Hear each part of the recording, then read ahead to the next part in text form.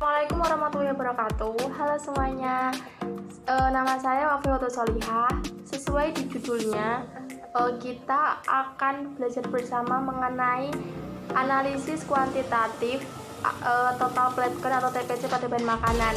Nah, video ini dibuat untuk memenuhi tugas mata kuliah mikrobiologi pangan, materi analisis kuantitatif pada bahan makanan, di mana nanti saya akan membacakan atau menjelaskan kembali jurnal yang sudah saya cari dengan judul Analisis Total Plate Count atau TPC mikroba pada ikan asin kakap di Kota Sorong, Papua Barat, yang ditulis oleh Ibu Sukmawati dan Fatimah Herdianti pada tahun 2018. Masuk ke analisisnya, kita harus tahu ikan asin itu yang seperti apa. Mungkin ada yang belum tahu. Nah, ikan asin itu yang kayak gini. Produksi ikan asin merupakan salah satu pendapatan ekonomi masyarakat pesisir Indonesia, khususnya di Kota Sorong, yang merupakan kawasan daerah pesisir. Namun, hasil dari produk perikanan yang beredar di Kota Sorong itu masih minim informasi mengenai kelayakannya untuk dikonsumsi atau belum dilakukan analisis kimia maupun analisis mikrobiologisnya, dengan mengacu kepada tidak adanya laporan setempat ataupun publikasi ilmiah. Salah satu produk perikanan yang beredar di Kota Sorong dan diminati oleh masyarakat di sana adalah produk ikan asin yang telah dikeringkan, diantaranya adalah ikan asin kakap.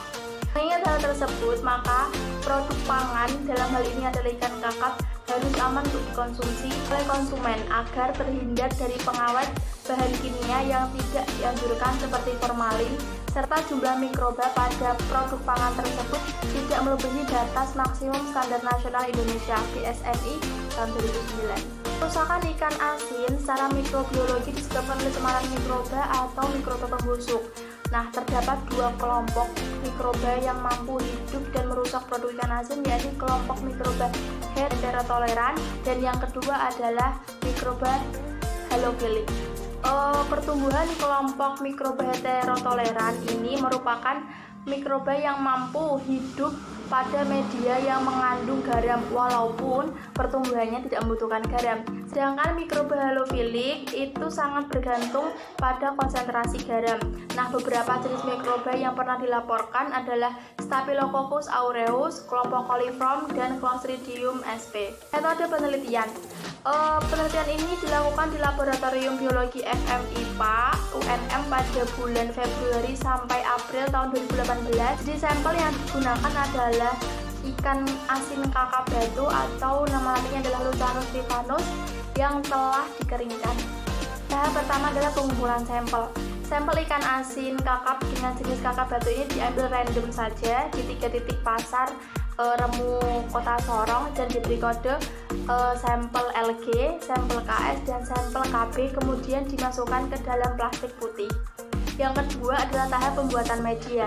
Pembuatan media nutrien agar dibuat sebanyak 39 gram dalam 1000 ml aquades, kemudian disterilisasi dengan menggunakan autoclave pada suhu 121 derajat Celcius selama 15 menit. Yang ketiga adalah tahap pengenceran. Sampel ikan asin kakap batu tadi ditimbang sebanyak 1 gram, masing-masing 1 gram, kan tadi ada 3, ditimbang masing-masing 1 gram, kemudian dimasukkan ke dalam 10 ml larutan NaCl fisiologis, lalu dihomogenkan menggunakan vortex. Kemudian mengambil 1 ml sampel ke dalam faktor pengenceran 10⁻⁻1 dan dihomogenkan lagi. Selanjutnya memasukkan sampel 1 ml dari faktor pengenceran 10⁻⁻1 tadi ke dalam faktor pengenceran 10⁻⁻2 dan melakukan hal yang sama pada faktor pengenceran 10⁻⁻3. Faktor pengenceran 10⁻⁻1, 10⁻⁻2, 10⁻⁻3 tadi masing-masing berisi larutan NaCl sebanyak 9 ml. Tahap isolasi. Tahap isolasi dilakukan dengan menggunakan metode tuang, yaitu sebanyak 0,1 ml untuk tiap faktor pengenceran yang dituang ke dalam cawan sebelum diberi media nutrien agar. Isolasi mikroba dari sampel ikan kakap batu ini tadi dilakukan secara duplo dengan faktor pengenceran 10⁻⁻1, 10⁻⁻2, dan 10⁻⁻3. Setelah itu, sampel diisolasi dan diinkubasi pada suhu 25-27 derajat Celcius selama 24 jam. Tahap terakhir adalah tahap pengamatan. Koloni mikroba yang tumbuh pada tiap cawan sampel tadi dihitung dengan menggunakan koloni counter. Jumlah koloni mikroba yang dianalisis ialah rentang jumlah antara 30 sampai 300 koloni CFU per gram. CFU adalah colony forming units per gram. Jika jumlah koloni tiap sampel lebih dari 300 CFU per gram, maka dikategorikan turbidimetri atau TDUD. Analisis data jumlah koloni forming units per gram untuk setiap sampel LG, sampel KB, dan sampel KS dianalisis atau dihitung dengan menggunakan rumus ini.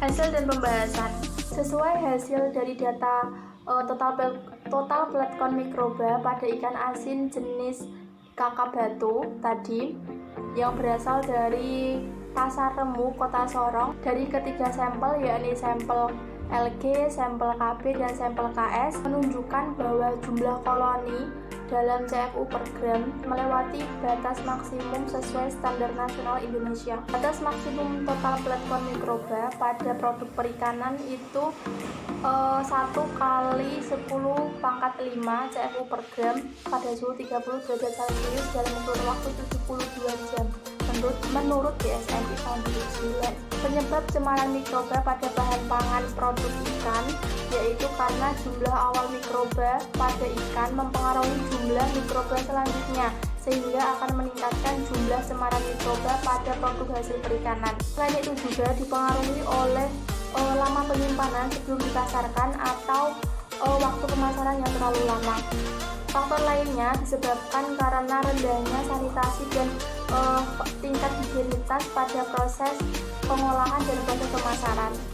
Selain itu juga dipengaruhi oleh kesegaran ikan tersebut sebelum diawetkan, ketebalan ikan. Garam yang digunakan juga perlu diperhatikan, tingkat kemurniannya, kepekatannya, dan kehalusan garam tersebut. Berdasarkan hasil penelitian tadi, dapat disimpulkan bahwa ikan asin kakap di Pasar Remu tidak layak konsumsi sebab jumlah angka lempeng total atau ALT-nya melewati batas maksimum standar nasional Indonesia. Hal ini perlu diatasi salah satunya dengan meningkatkan sanitasi dan higienitas lingkungan pengolahan serta lama penyimpanan ikan asin perlu dievaluasi. Saya tegaskan lagi bahwa penelitian ini dilakukan pada tahun 2018. Itu yang dapat saya sampaikan. Apabila ada kesalahan dalam penyampaian, saya mohon maaf yang sebesar-besarnya. Assalamualaikum warahmatullahi wabarakatuh.